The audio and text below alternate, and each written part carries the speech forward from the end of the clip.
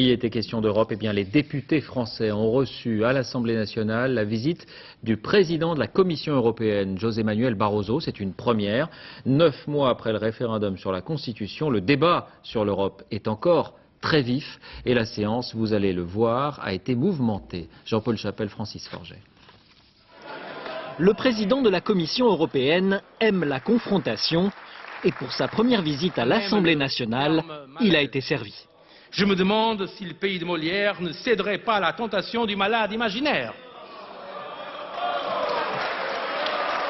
Applaudissements à droite, huées à gauche. Arrêtez, ça suffit, ça suffit. La parole est à M. Barroso. Vous n'avez pas la parole. M. Barroso, continuez. C'est rien pour l'Assemblée nationale. Généralement, on a pire, alors allez-y. Et pour le Parti communiste, c'est l'occasion de contester les options libérales de la Commission, en particulier la fameuse directive Bolkestein.